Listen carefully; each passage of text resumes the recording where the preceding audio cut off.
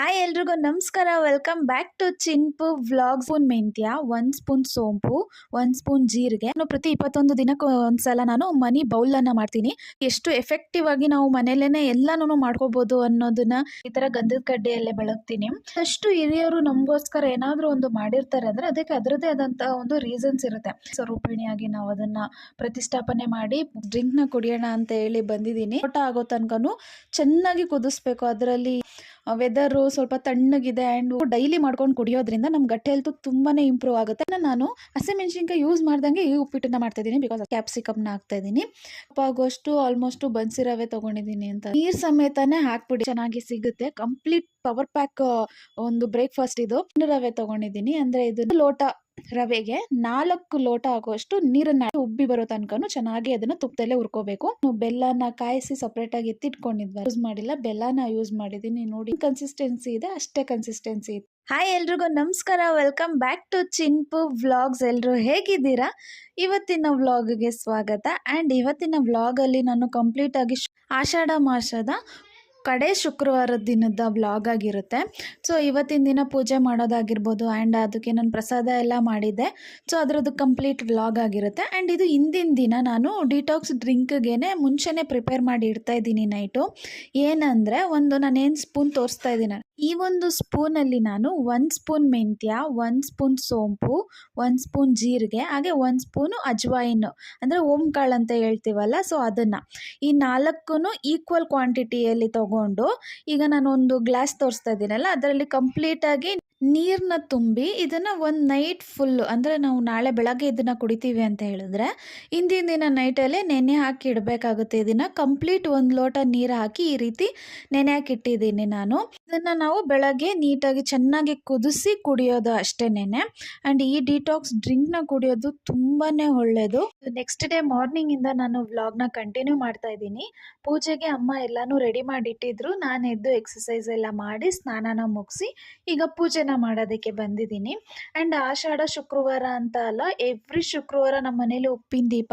ಹಾಗೆ ನಾನು ಪ್ರತಿ 21 ದಿನಕ್ಕೆ ಒಂದ್ಸಲ ನಾನು ಮನಿ ಬೌಲನ್ನು ಮಾಡ್ತೀನಿ. ಸೊ ನಾನು ಲಾಸ್ಟ್ ವ್ಲಾಗಲ್ಲಿ ತೋರಿಸಿದ್ದೀನಿ ಯಾವ ರೀತಿ ಮಾಡೋದು. ಸಿಂಪಲ್ ಆಗಿ ಮನೆಯಲ್ಲೇ ಸಿಗೋ ಅಂಥ ಪದಾರ್ಥಗಳನ್ನು ಉಪಯೋಗಿಸ್ಕೊಂಡು ನಾವು ಯಾವ ರೀತಿ ಮ್ಯಾನಿಫೆಸ್ಟ್ ಮಾಡ್ಬೋದು ಅಂತೇಳಿ ತೋರಿಸಿದ್ದೀನಿ. ಟೈಮ್ ಸಿಕ್ಕಿದ್ರೆ ನೀವು ಆ ವ್ಲಾಗ್ನ ಚೆಕ್ ಮಾಡಿ. ಆ್ಯಂಡ್ ಉಪ್ಪಿನ ದೀಪದ್ದು ಅಷ್ಟೇ ಕಂಪ್ಲೀಟಾಗಿ ವ್ಲಾಗ್ನ ನಾನು ಹಾಕಿದ್ದೀನಿ. ಸೊ ಅದನ್ನು ಚೆಕ್ ಮಾಡಿ ನೀವು ಟೈಮ್ ಸಿಕ್ಕಿದಾಗ. ಆ್ಯಂಡ್ ಈಸಿಯಾಗಿ ಎಷ್ಟು ಎಫೆಕ್ಟಿವ್ ಆಗಿ ನಾವು ಮನೆಯಲ್ಲೇ ಎಲ್ಲನೂ ಮಾಡ್ಕೋಬೋದು ಅನ್ನೋದನ್ನು ತುಂಬಾ ನೀಟಾಗಿ ತೋರಿಸಿದ್ದೀನಿ. ಆ್ಯಂಡ್ ತುಂಬಾ ಚೆನ್ನಾಗಿ ಓಡ್ತಾ ಇದೆ ಆ ವ್ಲಾಗು ಸಹ. ನೀವು ನೋಡಿಲ್ಲ ಅಂದರೆ ನನ್ನ ಚಾನಲ್ನ ಸಬ್ಸ್ಕ್ರೈಬ್ ಮಾಡಿಕೊಂಡು ಅವೆಲ್ಲ ವ್ಲಾಗ್ನ ನೋಡಿ. ಆ್ಯಂಡ್ ಮುಖ್ಯವಾಗಿ ಏನಂದರೆ ನಾವು ಮನೆಯಲ್ಲಿ ದೀಪನ ಬೆಳಗಬೇಕಾದ್ರೆ ಗಂಧದ ಕಡ್ಡಿಯಲ್ಲಿ ಬೆಳಗಬೇಕು, ತುಂಬಾ ಶ್ರೇಷ್ಠ ಅಂತ ಹೇಳ್ತಾರೆ. ಆ್ಯಂಡ್ ಉಪ್ಪಿನ ದೀಪ ಮಾತ್ರ ನಾನು ಊದ್ಗಡ್ಡಿಯಲ್ಲೇ ಬೆಳಗೋದು. ಅದ್ರ ಜೊತೆಗೆ ನಾರ್ಮಲ್ ದೀಪಗಳನ್ನು ನಾನು ಈ ಥರ ಗಂಧದ ಕಡ್ಡಿಯಲ್ಲೇ ಬೆಳಗ್ತೀನಿ. ಏನಂದರೆ ಬೆಂಕಿಪಟ್ಟಣದಲ್ಲಿ ಬೆಳಗಬಾರ್ದು ಅಂತ ಸುಮಾರು ಜನ ಹೇಳಿದರು. ಸೊ ಅದಕ್ಕೋಸ್ಕರ ನಾನು ಸ್ಟಾಪ್ ಮಾಡಿ ಈ ರೀತಿ ಗಂಧದ ಕಡ್ಡಿಯಲ್ಲೇನೆ ಅದನ್ನು ಹಚ್ಚಿಸ್ಕೊಂಡು ಅದರಿಂದ ನಾನು ಮನೇಲಿರೋವಂಥ ದೀಪಗಳನ್ನೆಲ್ಲ ಬೆಳಗ್ತೀನಿ. ಆ್ಯಂಡ್ ಈ ರೀತಿ ಮಾಡೋದ್ರಿಂದ ಏನು ಯೂಸ್ ಅಂದರೆ ನಂಗೆ ಡಿಫ್ರೆನ್ಸ್ ಗೊತ್ತಾಗಿದೆ. ಮುಂಚೆ ಇದ್ದಿದ್ದಕ್ಕೂ ಇವಾಗಿಗೂ ಡಿಫ್ರೆನ್ಸ್ ಗೊತ್ತಾಗಿದೆ. ಒಂದಷ್ಟು ಹಿರಿಯರು ನಮಗೋಸ್ಕರ ಏನಾದರೂ ಒಂದು ಮಾಡಿರ್ತಾರೆ ಅಂದರೆ ಅದಕ್ಕೆ ಅದರದೇ ಆದಂಥ ಒಂದು ರೀಸನ್ಸ್ ಇರುತ್ತೆ. ನಾವು ಸುಮ್ಮನೆ ಅದೇನಕ್ಕೆ ಮಾಡಬೇಕು ಅನ್ನೋದ್ರ ಬದಲು ಅವ್ರು ಏನಕ್ಕೆ ಮಾಡಿದ್ರು ಅದರಿಂದ ಒಂದು ಒಳ್ಳೆಯ ಉದ್ದೇಶ ಅಂತೂ ಇದ್ದೇ ಇರುತ್ತೆ. ಸೊ ಅದನ್ನು ನೀಟಾಗಿ ಫಾಲೋ ಮಾಡ್ಕೊಂಡು ಹೋಗ್ಬೇಕು ಅಷ್ಟೇನೆ. ಸೊ ಮನೆಯಲ್ಲಿ ನಾನು ಉಪ್ಪಿನ ದೀಪ ಹಾಗೆ ನಾರ್ಮಲ್ ದೀಪಗಳನ್ನೆಲ್ಲ ಬೆಳಗಿದ್ದಾದಮೇಲೆ ನಾವು ಉಪ್ಪಿನ ದೀಪಕ್ಕೆ ಫಸ್ಟ್ ಪೂಜೆನ ಮಾಡ್ತೀನಿ. ಲಕ್ಷ್ಮೀ ಸ್ವರೂಪಿಣಿಯಾಗಿ ನಾವು ಅದನ್ನು ಪ್ರತಿಷ್ಠಾಪನೆ ಮಾಡಿ ಉಪ್ಪಿನ ದೀಪನ ಬೆಳಗಿರ್ತೀವಿ. ಸೊ ಅದಕ್ಕೆ ಫಸ್ಟ್ ಪೂಜೆನ ಮಾಡಿ ಹಾಗೆ ನಮ್ಮ ಮನಿ ಬೌಲ್ ಏನು ಇಟ್ಟಿದ್ದೀನಲ್ಲ, ಸೊ ಅದನ್ನು ಸಹ ನಾನು ಪೂಜೆನ ಮಾಡ್ತೀನಿ. ಅದನ್ನು ನಾನು ದೇವ್ರ ಮನೆ ಕುಬೇರ ಮೂಲೆಯಲ್ಲೇ ಇಟ್ಟಿದ್ದೀನಿ. ದೇವ್ರ ಮನೆಯಲ್ಲಿ ಬರೋವಂಥ ಕುಬೇರ ಮೂಲೆ, ಆ ಮೂಲೆ ಏನಿದೆ ಅದನ್ನು ಕುಬೇರ ಮೂಲೆ ಅಂತ ಕರಿತೀವಿ ಯೂಶಲ್ ಆಗಿ. ಸೊ ಅಲ್ಲಿ ನಾನು ಇಟ್ಟಿದ್ದೀನಿ. ದೇವ್ರ ಮನೆ ಇಲ್ಲ ಅಂದರೂ ಸಹ ನಾವೇನು ಪೂಜೆಗೆ ಇಟ್ಟಿರ್ತೀವಲ್ಲ, ಒಂದು ಮಣೆ ಹೊಡೆದು ಹಾಕಿರ್ತೀವಿ, ಸೊ ಅಲ್ಲೂ ಸಹ ಇಟ್ಟು ಪೂಜೆ ಮಾಡ್ಬೋದು, ಏನೂ ತೊಂದರೆ ಇಲ್ಲ. ಆ್ಯಂಡ್ ಪೂಜೆ ಎಲ್ಲ ಆದಮೇಲೆ ಒಂದೊಂದು ಸಣ್ಣ ಗ್ಲಿಮ್ಸ್ ಈ ಥರ ತೊಗೊಂಡ್ರೆ ತುಂಬಾ ಖುಷಿ ಆಗುತ್ತೆ ನನಗಂತೂ. ಅಮ್ಮ ಯಾವಾಗಲೂ ಅಷ್ಟೇ ಆ ರೀತಿ ಒಂದು ಚಿಕ್ಕ ತಾಮ್ರದ್ದು ಲೋಟ ಇದೆ, ಒಂದು ಲೋಟದಲ್ಲಿ ಹಾಲನ್ನ ಇಡ್ತಾರೆ, ಇನ್ನೊಂದು ಲೋಟದಲ್ಲಿ ನೀರು ತುಂಬಿ ಅದರಲ್ಲಿ ಈ ಥರ ಸಾವಂತಿಗೆ ಹೂವನ್ನ ಇಟ್ಟಿರ್ತಾರೆ. ಉಪ್ಪಿನ ದೀಪನೂ ಅಷ್ಟೇ ನಮ್ಗೆ ಯಾವ ರೀತಿ ಬೇಕೋ ಆ ರೀತಿ ಅದನ್ನು ಇದೇ ಥರ ನಾವು ಅಲಂಕಾರ ಅಲಂಕಾರ ಮಾಡಬೇಕು ಅಂತ ಏನಿಲ್ಲ. ನಾನು ಒಂದೊಂದ್ಸಲ ತುಂಬ ಹೂವು ಹಾಕಿ ಅಲಂಕಾರ ಮಾಡಿರ್ತೀವಿ, ಇಲ್ಲಾಂದರೆ ಸಿಂಪಲ್ ಆಗಿನೂ ಮಾಡಿರ್ತೀವಿ. ಸೊ ಅದನ್ನು ಬೆಳಗೋದೊಂದು ವಿಶೇಷ ಅಷ್ಟೇನೆ. ಸೊ ಈ ರೀತಿ ಎಲ್ಲ ಫೋಟೋಸ್ಗಳಿಗೂ ತುಂಬ ತುಂಬ ಹೂವು ಹಾಕಿ ನನಗೆ ಪೂಜೆ ಮಾಡೋದಂದರೆ ತುಂಬಾ ಇಷ್ಟ ಆಗುತ್ತೆ. ನೆಕ್ಸ್ಟು ಪೂಜೆ ಎಲ್ಲ ಮುಗಿಸಿ ಇವಾಗ ಡಿಟಾಕ್ಸ್ ಡ್ರಿಂಕ್ನ ಕುಡಿಯೋಣ ಅಂತ ಹೇಳಿ ಬಂದಿದ್ದೀನಿ. ಸೊ ನಾನು 2 ಲೋಟ ಕಂಪ್ಲೀಟಾಗಿ ಅದನ್ನು ನೆನೆಸಿಟ್ಟಿದ್ದೆ. ಇವಾಗ ಅದನ್ನು ಒಂದು ಬೌಲಿಗೆ ಹಾಕಿ, ಇದು ಈಗ ಆಲ್ರೆಡಿ 2 ಲೋಟ ಏನು ನೀರು ತೊಗೊಂಡಿದ್ದೀವಿ ಅದು 1 ಲೋಟ ಆಗೋ ತನಕನೂ ಚೆನ್ನಾಗಿ ಕುದಿಸ್ಬೇಕು. ಅದರಲ್ಲಿ ನಾವೇನೇನು ಹಾಕಿದ್ದೀವಿ ಅದೆಲ್ಲನೂ ಚೆನ್ನಾಗಿ ಕೊತ ಅಂತ ಕುದಿಬೇಕು. ಈ ರೀತಿ ಕುದಿಯೋಕ್ಕೆ ಸ್ಟಾರ್ಟ್ ಆಗಿದ್ಮೇಲೆ ಇದಕ್ಕೆ ನಾನು ಸ್ವಲ್ಪ ಪುದೀನಾನ ಹಾಕ್ಕೊತಾ ಇದ್ದೀನಿ. ಬಿಕಾಸ್ ಸ್ವಲ್ಪ ವೆದರು ಸ್ವಲ್ಪ ತಣ್ಣಗಿದೆ ಆ್ಯಂಡ್ ಮನೇಲಿ ಆಲ್ಮೋಸ್ಟ್ ಅಲ್ಲಿ ಯಾರಿಗೂ ತುಂಬಾ ಹುಷಾರಿಲ್ಲ. ಸೊ ಅದಕ್ಕೋಸ್ಕರ ನಾನು ಸ್ವಲ್ಪ ಪುದೀನ ಹಾಕ್ಕೊತಾ ಇದ್ದೀನಿ, ರಿಲ್ಯಾಕ್ಸ್ ಆಗುತ್ತೆ ಗಂಟ್ಲಿಗೆ ಅಂತೇಳಿ. ಜೊತೆಗೆ ಶುಂಠಿನೂ ಬೇಕಾದರೆ ಹಾಕೋಬೋದು, ಬಟ್ ಹಸಿ ಶುಂಠಿ ಖಾಲಿಯಾಗಿತ್ತು, ಸೊ ನಾನು ಹಾಕ್ಕೊಳ್ಳಿಲ್ಲ. ನೀವು ಬೇಕಿದ್ರೆ ಶುಂಠಿನೂ ಸಹ ಹಾಕ್ಕೋಬೋದು. ಈ ರೀತಿ ಸೋಸರೆ ನೋಡಿ ಅರ್ಧ ಲೋಟ ಎಕ್ಸಾಕ್ಟಾಗಿ ಬಂದಿದೆ. ಈ ರೀತಿ ಮಾಡಿ ಕುಡಿಯೋದ್ರಿಂದ ನಮ್ಮ ಗಟ್ ಹೆಲ್ತು ತುಂಬಾ ಚೆನ್ನಾಗಿರುತ್ತೆ. ಬೇಕಿದ್ದರೆ ಇದಕ್ಕೆ ನೀವು ಲೆಮನ್ನ ಆ್ಯಡ್ ಮಾಡ್ಕೋಬೋದು. ನಾನು ಆ್ಯಡ್ ಮಾಡಿದ್ದೀನಿ. ಒಂದು ಸ್ವಲ್ಪ ಹುಳಿ ಇದ್ದರೆ ತುಂಬ ಚೆನ್ನಾಗಿರುತ್ತೆ. ಆ್ಯಂಡ್ ಇದು ಅಷ್ಟು ಕಹಿನೂ ಇರಲ್ಲ ಗೈಸ್, ತುಂಬಾ ಚೆನ್ನಾಗಿರುತ್ತೆ ಕಷಾಯ. ಇದನ್ನು ಕಷಾಯ ಅಂತ ಹೇಳೋ ಹಾಗೆ ಇಲ್ಲ, ಅಷ್ಟು ಚೆನ್ನಾಗಿರುತ್ತೆ. ಘಮ್ ಅಂತ ಅಜ್ವಾಯಿಂದು ಸ್ಮೆಲ್ಲೆಲ್ಲ ತುಂಬಾ ಚೆನ್ನಾಗಿ ಬರ್ತಾ ಇರುತ್ತೆ. ಸೊ ಇದನ್ನು ನಾವು ಡೈಲಿ ಮಾಡ್ಕೊಂಡು ಕುಡಿಯೋದ್ರಿಂದ ನಮ್ಮ ಗಟ್ ಹೆಲ್ತು ತುಂಬಾ ಇಂಪ್ರೂವ್ ಆಗುತ್ತೆ ಆ್ಯಂಡ್ ನಮ್ಮ ಸ್ಕಿನ್ ಫುಲ್ ಕ್ಲಿಯರ್ ಆಗುತ್ತೆ. ಯಾರಿಗೆಲ್ಲ ಪಿಂಪಲ್ಸ್ ಇದೆ ಅಥವಾ ಸ್ಕಿನ್ ರಿಲೇಟೆಡ್ ಇಶ್ಯೂಸ್ ಎಲ್ಲ ಇರುತ್ತಲ್ಲ, ಅವ್ರನ್ನ ಇದು ಡೆಫಿನೆಟ್ಲಿ ಮಾಡ್ಕೊಂಡು ಕುಡೀರಿ. ಆ್ಯಂಡ್ ನಿಮ್ಮ PCOD PCOS ಯಾವುದೇ ಥರ ಸಮಸ್ಯೆ ಆದ್ರೂ ಇದು ರಾಮಬಾಣ ಅಂತ. ಅಡಿಯಿಂದ ಮುಡಿ ತನಕನೂ ಇದರಲ್ಲಿ ಒಂದು ಒಳ್ಳೆ ಮೆಡಿಸಿನಲ್ ಗುಣ ಇದೆ. ಸೊ ಇದನ್ನು ಮಿಸ್ ಮಾಡದೆ ಪ್ರತಿದಿನ ಕುಡಿಬೇಕು. ಒಂದಿನ ಮಾಡಿ 2 ದಿನ ಮಾಡಿ ನಾವು ಬಿಟ್ಬಿಟ್ರೆ ಅದರಿಂದ ಒಳ್ಳೆ ರಿಸಲ್ಟ್ ನಮಗೆ ಸಿಗಲ್ಲ. ಇದನ್ನು ಆಲ್ಮೋಸ್ಟ್ ಅಲ್ಲಿ ಒಂದು 21 ದಿನ ನೀವು ಇದನ್ನು ಟ್ರೈ ಮಾಡಿ ರಿಸಲ್ಟ್ನ ನೀವೇ ಕಮೆಂಟ್ ಮಾಡ್ತೀರಾ ನನಗೆ. ಸೊ ನೆಕ್ಸ್ಟಿಗೆ ಟಿಫನ್ ಮಾಡೋಣ ಅಂತೇಳಿ ಇವತ್ತು ಟಿಫನ್ನಿಗೆ ಸ್ಪೆಷಲ್ಲಾಗಿ ತರಕಾರಿ ಉಪ್ಪಿಟ್ಟು ಮಾಡೋಣ ಅಂತ.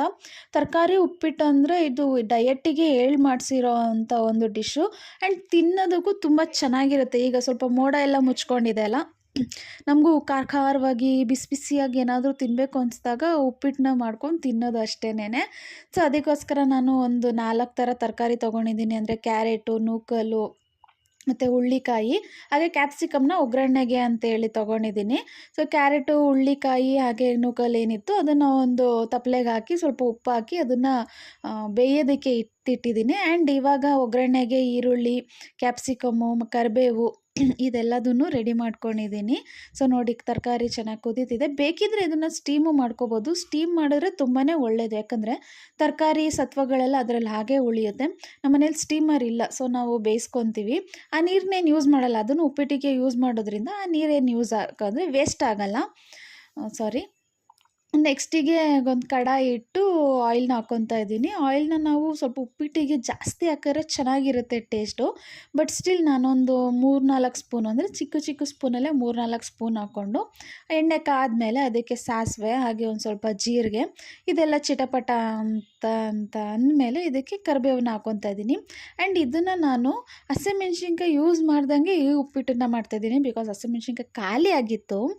ಆದ್ರೂ ಹಸಿಮೆಣ್ಸಿನ್ಕಾಯಿ ಎಲ್ಲ ಸ್ವಲ್ಪ ಅಸಿಡಿಟಿ ಜಾಸ್ತಿ ಅಲ್ವಾ, ಸ್ವಲ್ಪ ಯಾರಿಗೂ ಹುಷಾರಿಲ್ಲ ಅಂತ ಹೇಳಿದ್ನಲ್ಲ ಮನೇಲಿ. ಸೊ ಅದಕ್ಕೋಸ್ಕರ ಹಸಿಮೆಣ್ಸಿನ್ಕಾಯಿನ ಫುಲ್ ಸ್ಟಾಪ್ ಮಾಡಿ ಇದರಲ್ಲಿ ಒಂದು ಸ್ಪೆಷಲ್ ಇಂಗ್ರೀಡಿಯೆಂಟ್ನ ಹಾಕ್ತಾಯಿದ್ದೀನಿ ಖಾರಕ್ಕೆ. ಏನಂತ ಮುಂದೆ ನೋಡಿ, ಅಂತ ಏನು ಸ್ಪೆಷಲ್ ಅಲ್ಲ, ಬಟ್ ಸ್ಟಿಲ್ ಮುಂದೆ ನೋಡಿ. ನೆಕ್ಸ್ಟಿಗೆ ಒಗ್ಗರಣೆಗೆ ಇವಾಗ ಈರುಳ್ಳಿ ಹಾಕ್ಕೊಂಡು ಈರುಳ್ಳಿ ಚೆನ್ನಾಗಿ ಬಾಡಿಸ್ಕೊತಾ ಇದ್ದೀನಿ. ಈರುಳ್ಳಿಗೆ ಸ್ವಲ್ಪ ಉಪ್ಪು ಹಾಕಿದ್ರೆ ಬೇಗ ಬೇಯುತ್ತೆ ಅಲ್ವಾ, ಸೊ ಅದಕ್ಕೋಸ್ಕರ ಒಂದು ಸ್ವಲ್ಪ ಉಪ್ಪು ಹಾಕಿದ್ದೀನಿ. ನೋಡ್ಕೋಬೇಕು, ತರಕಾರಿಗೂ ಹಾಕಿರ್ತೀವಿ, ಬೇಯ್ಬೇಕಾದ್ರೆ ಈರುಳ್ಳಿಗೂ ಹಾಕಿರ್ತೀವಿ. ಸೊ ನೋಡಿಕೊಂಡು ಸ್ವಲ್ಪ ಹಾಕ್ಕೊಳ್ಳಿ ಉಪ್ಪನ್ನ. ಈಗ ಈರುಳ್ಳಿ ಒಂಚೂರು ಕಲರ್ ಚೇಂಜ್ ಆಗಿದೆ. ಇವಾಗ ಇದಕ್ಕೆ ನಾನು ಕ್ಯಾಪ್ಸಿಕಮ್ನ ಹಾಕ್ತಾಯಿದ್ದೀನಿ. ಕ್ಯಾಪ್ಸಿಕಮ್ನ ನಾವು ತುಂಬ ಫ್ರೈ ಮಾಡಬೇಕು ಅನ್ನೋ ನೆಸೆಸಿಟಿ ಏನಿಲ್ಲ. ಇದು ಸ್ವಲ್ಪ ಹಂಗೆ ಹಸಿದೇನೆ ಒಂಥರ ಕ್ರಿಸ್ಪಿಯಾಗಿ ಕರುಮ್ ಅಂತ ಸಿಗ್ತಾಯಿದ್ರೆ ತುಂಬಾ ಚೆನ್ನಾಗಿರುತ್ತೆ. ನೀವು ಟ್ರೈ ಮಾಡಿ, ತುಂಬ ಬೇಯಿಸೋ ನೆಸೆಸಿಟಿ ಏನಿಲ್ಲ. ಕ್ಯಾಪ್ಸಿಕಮ್ನ ಜಸ್ಟ್ ಹಾಗೇ ಹುರ್ಕೊಂಡ್ರೆ ಆಯಿತು ಎಣ್ಣೆಯಲ್ಲಿ. ಸೊ ಇವಾಗ ಈರುಳ್ಳಿ ಕ್ಯಾಪ್ಸಿಕಮ್ ಎಲ್ಲ ಚೆನ್ನಾಗಿ ಹುರ್ಕೊತಾ ಇದ್ದೀನಿ. ಇವಾಗ ಇದಕ್ಕೆ ನಾನು ಒಂದು 2 ಟೊಮೆಟೊನ ಆ್ಯಡ್ ಮಾಡ್ತಾಯಿದ್ದೀನಿ.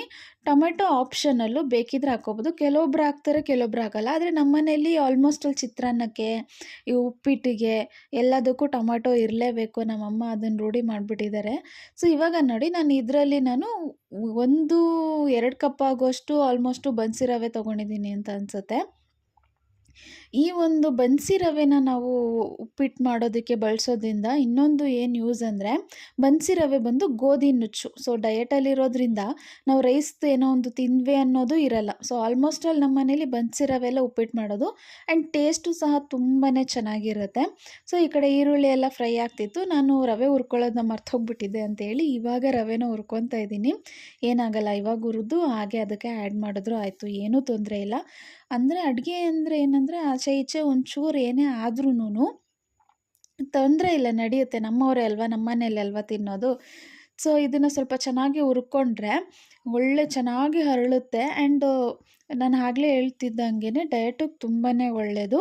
ಸೊ ಇವಾಗ ತರಕಾರಿನೂ ಸಹ ಬೆಂದಿದೆ. ಇದನ್ನು ನಾವೇನು ಒಗ್ಗರಣೆ ಮಾಡ್ಕೊಂಡಿದ್ವಲ್ಲ ಅದಕ್ಕೆ ಆ್ಯಡ್ ಮಾಡ್ತಾಯಿದ್ದೀನಿ. ಅದ್ರ ನೀರು ಸಮೇತನೇ ಹಾಕ್ಬಿಡಿ. ಯಾಕೆಂದರೆ ಉಪ್ಪಿಟ್ಟಿಗೆ ನಾವು ಹೆಂಗಿದ್ರೂ ಸ್ವಲ್ಪ ನೀರು ಹಾಕೇ ಹಾಕ್ತೀವಲ್ಲ ರವೆ ಜೊತೆ ಹುರಿದಾಗ.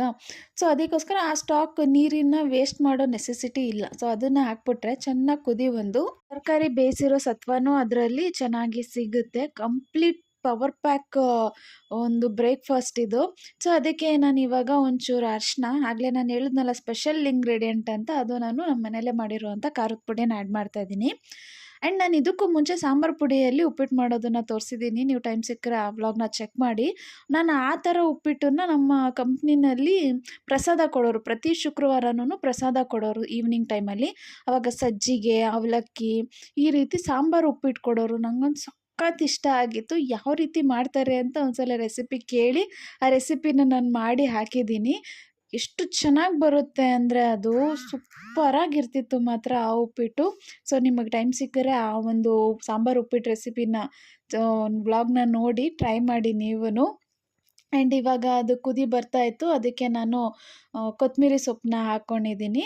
ಸೊ ನೆಕ್ಸ್ಟಿಗೆ ಇದಕ್ಕೆ ರವೆ ಆ್ಯಡ್ ಮಾಡ್ತಿದ್ದೀನಿ. ಯೂಶ್ವಲಾಗಿ ನಾನು ರವೆನ ಆ್ಯಡ್ ಮಾಡೋದೇ ಇಲ್ಲ, ಅದೇನಂತ ಗೊತ್ತಿಲ್ಲ, ನಾನು ಹಾಕಿದಾಗೆಲ್ಲ ಕೈ ಮೇಲೆ ಚೆಲ್ಕೊಳ್ಳೋದೇ ಆಗ್ತದೆ. ಕೊತ ಕೊತ ಅಂತ ಕುದೀತಾ ಇರುತ್ತಲ್ಲ, ಸೊ ನಾನು ಕೈ ಮೇಲೆ ಹಾಕ್ಕೊಂಬಿಡ್ತೀನಿ. ಪ್ರತಿ ಸಲ ರವೆ ಹಾಕ್ಬೇಕಾದ್ರೂ ನಮ್ಮ ಅಜ್ಜಿನೇ ಕರೆಯೋದು. ನಾನು ಸುಮಾರು ವ್ಲಾಗಲ್ಲಿ ಹೇಳಿದ್ದೀನಿ, ನಮ್ಮ ಅಜ್ಜಿನೇ ಕರೆಯೋದು. ನಮ್ಮ ಅಜ್ಜಿ ಬಂದು ಹಾಕಿ ಸ್ಟರ್ ಮಾಡ್ತಾಯಿದ್ದಾರೆ. ನೆಕ್ಸ್ಟಿಗೆ ನಾನು ಆಗಲೇ ಹೇಳಿದ್ನಲ್ಲ ಪ್ರಸಾದ ಮಾಡೋಣ ಅಂತ ಅಂದ್ಕೊಂಡಿದ್ದೀನಿ ಅಂತ. ಸೊ ಅದಕ್ಕೆ ಸ್ವಲ್ಪ ಕೇಸರಿ ಬಾತ್ ಮಾಡೋಣ ಅಂತ ಅಂದ್ಕೊಂಡು ನಾನು ಇದ್ರಾಗೆ ಸಣ್ಣ ರವೆ ತೊಗೊಂಡಿದ್ದೀನಿ. 1 ಲೋಟ ಆಗುವಷ್ಟು ಸಣ್ಣ ರವೆ ತೊಗೊಂಡಿದ್ದೀನಿ. ಅಂದರೆ ಇದನ್ನು ಏನಂತಾರೆ, ಇದು ಬಾಂಬೆ ರವೆ ಅಂತ ಅನಿಸುತ್ತೆ. ಇದನ್ನು ತೊಗೊಂಡಿದ್ದೀನಿ ನೋಡಿ, ಈ ಥರ ಇರುತ್ತೆ. ಸೊ ಫಸ್ಟಿಗೆ ನಾನು ಒಂದು ಲೋಟ ರವೆಗೆ 4 ಲೋಟ ಆಗುವಷ್ಟು ನೀರನ್ನು ಆ್ಯಡ್ ಮಾಡ್ತಾಯಿದ್ದೀನಿ. ಇದು ಕನ್ಸಿಸ್ಟೆನ್ಸಿ. ಸೊ ಇದಕ್ಕೆ ನಾನು 1.5 ಲೋಟ ಆಗುವಷ್ಟು ಬೆಲ್ಲನ ಆ್ಯಡ್ ಮಾಡ್ತಿದ್ದೀನಿ. ಬೆಲ್ಲ ಸ್ವಲ್ಪ ಸ್ವೀಟ್ ಕಮ್ಮಿ ಇರುತ್ತಲ್ವ, ಆ್ಯಕ್ಚುಲಿ ಸಕ್ಕರೆ ಆ್ಯಡ್ ಮಾಡಿದ್ರೆ 1 ಲೋಟ ಆ್ಯಡ್ ಮಾಡಿ, ಬೆಲ್ಲ ಆಗಿರೋದ್ರಿಂದ 1.5 ಲೋಟ ಆ್ಯಡ್ ಮಾಡಿ ಅದನ್ನು ಚೆನ್ನಾಗಿ ಕರಗಕ್ಕೆ ಬಿಟ್ಟಿದ್ದೀನಿ ಅಷ್ಟೇ ಸೈಡಲ್ಲಿ. ನೆಕ್ಸ್ಟಿಗೆ ಇನ್ನೊಂದು ಬಾಣಲಿಗೆ ಒಂದು ಸ್ವಲ್ಪ ತುಪ್ಪ ಹಾಕ್ಕೊಂಡು ನಿಮ್ಗೆ ಯಾವ ಥರ ಡ್ರೈ ಫ್ರೂಟ್ಸ್ ಬೇಕೋ ಆ ಡ್ರೈ ಫ್ರೂಟ್ಸ್ನ ಅದ್ರಲ್ಲಿ ಹಾಕಿ ಚೆನ್ನಾಗಿ ರೋಸ್ಟ್ ಮಾಡೋದಷ್ಟೇ. ನಾನಿಲ್ಲಿ ಬಾದಾಮಿ, ಗೋಡಂಬಿ ಹಾಗೆ ದ್ರಾಕ್ಷಿನ ಹಾಕ್ಕೊಂಡಿದ್ದೀನಿ. ದ್ರಾಕ್ಷಿ ಚೆನ್ನಾಗಿ ಉಬ್ಬಿ ಬರೋ ತನಕನೂ ಚೆನ್ನಾಗಿ ಅದನ್ನು ತುಪ್ಪದಲ್ಲೇ ಹುರ್ಕೋಬೇಕು. ತುಪ್ಪದಲ್ಲಿ ಹುರ್ಕೊಂಡು ನೆಕ್ಸ್ಟಿಗೆ ಅದನ್ನು ಸಪ್ರೇಟಾಗಿ ತೆಗೆದಿಟ್ಕೊಂಡು ನಾವೇನು ತುಪ್ಪ ಉಳಿಸಿರ್ತೀವಲ್ಲ ಅದಕ್ಕೆ ಇನ್ನೊಂದು ಸ್ಪೂನ್ ತುಪ್ಪ ಹಾಕಿ ನಾವೇನು ರವೆ ತೊಗೊಂಡಿದ್ವಲ್ಲ, ಸೊ ಆ ರವೆನ ಅದಕ್ಕೆ ಹಾಕ್ಕೊತಾ ಇದ್ದೀನಿ. ರವೆನ ಸ್ಪೆಷಲಾಗಿ ಮುಂಚೆನೇ ಹುರಿಯೋ ನೆಸೆಸಿಟಿ ಇಲ್ಲ, ತುಪ್ಪದಲ್ಲೇ ಅದನ್ನು ಚೆನ್ನಾಗಿ ಹುರ್ಕೊಂಡ್ರೆ ಆಯಿತು. ಸೊ ಅದೇ ತುಪ್ಪಕ್ಕೆ ನಾನು ಆಗಲೇ ಹೇಳ್ದಂಗೆ ಇನ್ನೊಂದು ಸ್ಪೂನ್ ತುಪ್ಪನ ಆ್ಯಡ್ ಮಾಡಿದ್ದೀನಿ. ನಿಮಗಿಷ್ಟ, ನಿಮ್ಮ ರುಚಿಗೆ ತಕ್ಕಷ್ಟು ನಿಮಗೆ ಬೇಕಿದ್ರೆ ಇನ್ನೂ ಆ್ಯಡ್ ಮಾಡ್ಕೊಳ್ಳಿ, ಇಲ್ಲ ಅದೇ ತುಪ್ಪದಲ್ಲೇನೇ ಚೆನ್ನಾಗಿ ರವೆ ಹುರ್ಕೊಂಡ್ರೆ ಆಯಿತು. ಇವಾಗ ರವೆ ನೋಡಿ ಎಷ್ಟು ಚೆನ್ನಾಗಿ ಅರಳ್ಕೊಂಡು ಬಂದಿದೆ. ಸೊ ಈ ಹಂತದಲ್ಲಿ ಇದಕ್ಕೆ ನಾವೇನು ಬೆಲ್ಲನ ಕಾಯಿಸಿ ಸಪ್ರೇಟಾಗಿ ಎತ್ತಿಟ್ಕೊಂಡಿದ್ವಲ್ಲ ಅದನ್ನು ಸೋಸ್ಕೊಂಡು ಹಾಕ್ಕೊತಾ ಇದ್ದೀನಿ. ಬೆಲ್ಲದಲ್ಲೆಲ್ಲ ಕಲ್ಲೆಲ್ಲ ಇರುತ್ತೆ, ಸೊ ನಾನು ಆಲ್ರೆಡಿ ಸಪ್ರೇಟಾಗಿ ಸೋಸ್ ತೆಗೆದಿಟ್ಟಿದ್ದೆ. ಸೊ ಅದನ್ನು ಹಾಕಿ ಇವಾಗ ಚೆನ್ನಾಗಿ ಸ್ಟರ್ ಮಾಡಿಕೊಂಡು ಅದನ್ನು ಚೆನ್ನಾಗಿ ಕುದಿಸ್ಬೇಕು. ಆ ಒಂದು ಬೆಲ್ಲದ ಪಾಕದ ನೀರು ಏನಿದೆಯಲ್ಲ ಅದರಲ್ಲೇ ರವೆ ಚೆನ್ನಾಗಿ ಬೇಯಬೇಕು. ನೋಡಿ ಎಷ್ಟು ಬೇಗ ಗಟ್ಟಿ ಆಗುತ್ತೆ ಅಂದರೆ, ಈ ರೀತಿ ಕೊತ ಕೊತ ಅಂತ ಕುದಿಯುತ್ತೆ. ಸ್ವಲ್ಪ ಅಗಲ ಪಾತ್ರೆ ಇರೋವಂಥದ್ದು, ಉದ್ದ ಇರೋವಂಥದ್ದು ತೊಗೊಂಬಿಟ್ರೆ ಅದು ಸಿಡಿಯಲ್ಲ. ನನಗೆ ಇದೊಂದೇ ಭಯ. ಕೇಸರಿ ಬಾತ್ ಆಗಿರ್ಬೋದು, ಉಪ್ಪಿಟ್ಟಾಗಿರ್ಬೋದು, ಕೊತ ಕೊತ ಅಂತ ಕುದಿಬೇಕಾದ್ರೆ ಕೈ ಮೇಲೆಲ್ಲ ಸಿಡಿದ್ಬಿಡುತ್ತಲ್ಲ, ಸಖತ್ತು ನೋವಾಗುತ್ತೆ ಆ್ಯಕ್ಚುಲಿ. ನೆಕ್ಸ್ಟಿಗೆ ನಾವೇನು ಡ್ರೈ ಫ್ರೂಟ್ಸ್ನೆಲ್ಲ ಫ್ರೈ ಮಾಡಿ ಇಟ್ಕೊಂಡಿದ್ವಲ್ಲ, ಸೊ ಅದನ್ನು ಆ್ಯಡ್ ಮಾಡಿ ಬೇಕಿದ್ರೆ 1-2 ಸ್ಪೂನ್ ತುಪ್ಪನ ಮೇಲೆ ಹಾಕ್ಕೋಬೋದು. ನಿಮ್ಮ ಇಷ್ಟ, ನಿಮ್ಮ ರುಚಿ. ಸೊ ನೋಡಿ ಸಿಂಪಲ್ಲಾಗಿ ಟಕ್ ಅಂತಾನೆ ಇದು ಕೇಸರಿಬಾತ್ ರೆಡಿ ಆಗೋಯ್ತು. ನಾನು ಸಕ್ಕರೆ ಯೂಸ್ ಮಾಡಿಲ್ಲ, ಬೆಲ್ಲನ ಯೂಸ್ ಮಾಡಿದ್ದೀನಿ. ನೋಡಿ ಎಷ್ಟು ಚೆನ್ನಾಗಿ ಸಾಫ್ಟಾಗಿ ಬಂದಿತ್ತು. ಅಂದರೆ ಇದು ಗಟ್ಟಿನೂ ಸಹ ಆಗಿಲ್ಲ. ಇಷ್ಟೇನು ಕನ್ಸಿಸ್ಟೆನ್ಸಿ ಇದೆ ಅಷ್ಟೇ ಕನ್ಸಿಸ್ಟೆನ್ಸಿ ಇತ್ತು. ಸೊ ಇದಾಗಿತ್ತು ಇವತ್ತಿನ ಕಂಪ್ಲೀಟ್ ವ್ಲಾಗ್. ಕೇಸರಿಬಾತ್ ಹಾಗೆ ಉಪ್ಪಿಟ್ಟು ಹಾಗೆ ಶುಕ್ರವಾರದ ಪೂಜೆ ಕಂಪ್ಲೀಟ್ ವ್ಲಾಗ್. ಸೊ ಈ ವ್ಲಾಗ್ ನಿಮ್ಗೆ ಇಷ್ಟ ಆಗಿದ್ರೆ ಪ್ಲೀಸ್ ಲೈಕ್ ಮಾಡಿ, ಶೇರ್ ಮಾಡಿ, ಕಮೆಂಟ್ ಮಾಡಿ, ನನ್ನ ಚಾನಲ್ನ ಸಬ್ಸ್ಕ್ರೈಬ್ ಮಾಡ್ಕೊಂಡು ನೋಡಿ. ಇಷ್ಟೊತ್ತು ನೋಡಿದ್ದಕ್ಕೆ ಥ್ಯಾಂಕ್ ಯು.